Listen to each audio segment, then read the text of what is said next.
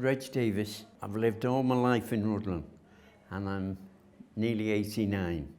So I've got quite a few artefacts I've collected over the years, what with our own family, plus using a digger around the village, we've picked up no end of stuff. When the First World War broke out, the licensee of the King's Head, he was a wireless operator in the Navy, Mr. Bill Dixon, and he tried to get back in the service, but they turned him down because of his age. A fortnight after, the commanding officer from Kimmel Camp came to see him and asked him would he do some spy work for the WD, which was completely secret. And they fixed this wireless I've got up in the attic. And he operated that during the war. His wife never even found out.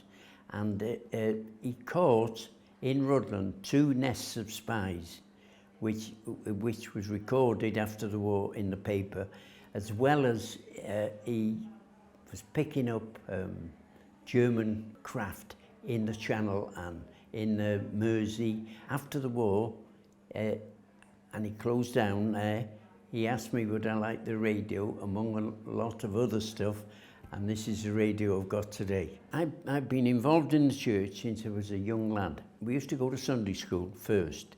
It was, if you didn't go to Sunday school, you didn't go on the Sunday school trip. And that was the trip of the year. There was no other trips about, even though we went to Colwyn Bay or Llandudno every year, but we went to Sunday school. And after that, I started bell ringing with a local chap, and we taught dozens of youngsters from Rhuddlan to ring on those bells. There was not a lot to do at night, but it was a regular meeting place. We used to ring, learn to ring, and it's a skill. Everybody can't do it. But I've got, how many? 6 of our family can ring. But the bells have gone in such a state now that we've got to do something about them. The first church was built, not where this one is, further away, in 1080, I think.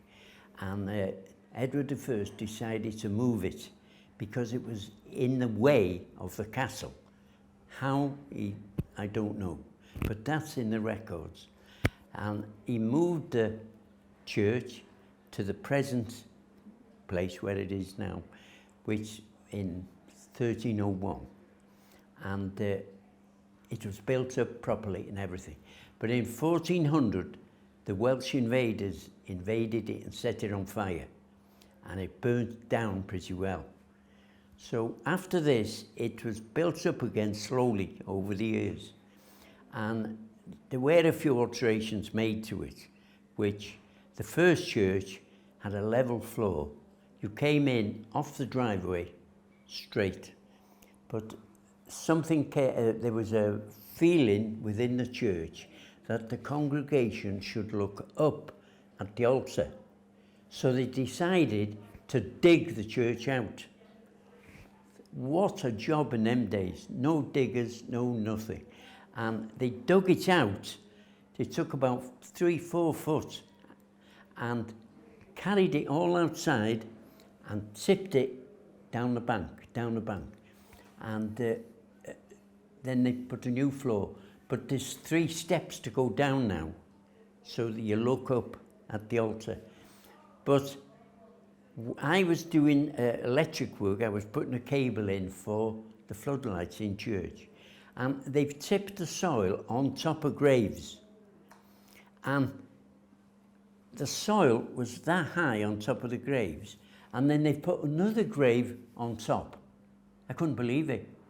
And that was right outside the church. And if you come outside the church, you can see where it has been raised, all that area with the stuff from inside the church. But bell ringing, the tower where the bells were installed in 1901 by Carrs of Smethwick, which wasn't a very good firm. There was no end of bell founders then, but it must have been a cheapest firm, and we've had them bells. Now, they've become really antique bells, and we can't teach learners to ring on them. They're hard and dangerous. So we have I've applied for grants, and you can't get many local grants, local firms. They don't want to do it because it's in a church and it's a religion. Not that the bells are for everybody, but the wind farm, they're going to give me 25,000. There was no problem about that. And we're going to give 10%, and we'll get the rest from the church and from town council. So it's on the go, and we're hoping to get new bells in. I'm taking the old ones to Loughborough on my truck to save cost, and they'll be on show in church for a week before we take them. And I've been advised, while they're in church overnight, to have somebody in church with them, because the crooks are seeing in the papers that they're taking bells down in church. They made a fuss with bronze and stealing them. So they're going to be remelted, and they're going to have names that we want on them, casting them. So the bells will be ringing again. So hopefully I'll still be here. I'm the captain of the bells here, which I have been for years now. I ring now at Bottlewithen, but Bottlewithen, lovely bells, but the setback there is you've got a terrible flights of stairs, spiral, no handles to hold, and steps on an angle like that, and older people can't get up there anymore. So our bells will be a floor ring. You walk straight in and ring the bells. So hopefully, well, I've got enough for our own family to ring them, I think, but there'll be a new set of bells in Rhuddlan, and I'm looking forward to that day. A cannonball that I've got there, it's wrapped in cellophane. Well, a lot of people ask me where I've had it from, and I tell them from the castle. Now, you're not supposed to take anything from the castle, but First World War started, and my father couldn't go to war, he was getting too old. So he was still carrying on farming, and the castle was closed to visitors. So he took the castle for grazing and for lambing. It was handy for that. And a sheep died one day, and I was with him. Somebody told him the sheep dead in the castle. And of course there was no knackers yard then, they had all gone to the army. So we went up, and he buried the sheep, and he gave me that cannonball. I'll take this home with you, he said, and I come struggling down. I was only about 7 or 8, and I've had it over 80 years, that cannonball, but it was come from the castle.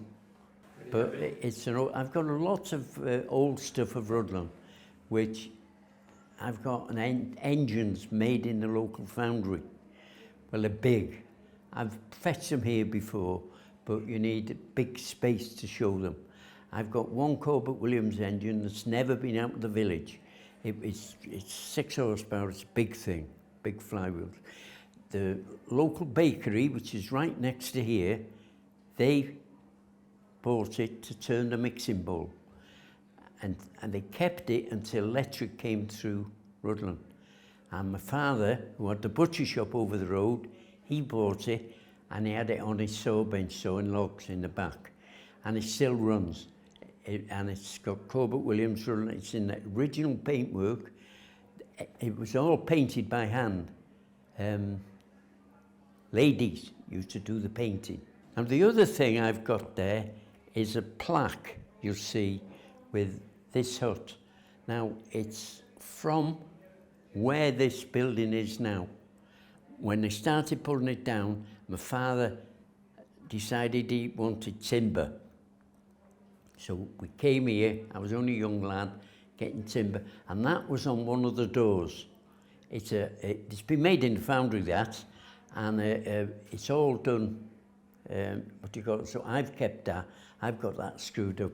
The government gave the disabled miners in South Wales money to do something so that they can make a bit of money and keep themselves occupied. And BMC, British Motor Corporation, supplied free metal for them and a press to make these little cars. They went everywhere. And of course, over the years, all the fairgrounds had them. And I did a haulage job from the fairground, and I must have had 20 to the tip. Well, I kept 2, I tipped the rest. It's become valuable now. There's pneumatic tyres on it, there's a little imitation engine, there's imitation lights. It's a lovely little thing. I've painted wheel discs, chromium, and they made a few hundred of them with the spares that they had. Just something for them to do. And I've got that on show in the house. Well, my wife thinks I'm a bit eccentric sometimes because I've got a snooker room there, but you can hardly get at the table because I've got so much stuff relating to Rhuddlan. With us doing jobs over Rhuddlan, when I was younger, like people would want the place empty, there was no tip. My father's yard be the tip. We take enamel signs. I've got enamel signs. I've got one 6, 7 foot high, that wide, all in colour. And we used it for years for holding the pigs in. And it's immaculate condition. It's worth a lot of money now. Besides that, I've got small ones which I used to have outside the shops. They'd bring them to my dad, can you get rid of this? So he'd take it to the yard, wouldn't throw it, put it in a loft. And that's how I've collected so much of the stuff. It's not that I've been a hoarder, it's that whether I could see ahead that they're going to become an item, I don't know. But that's why I've got such a lot of stuff.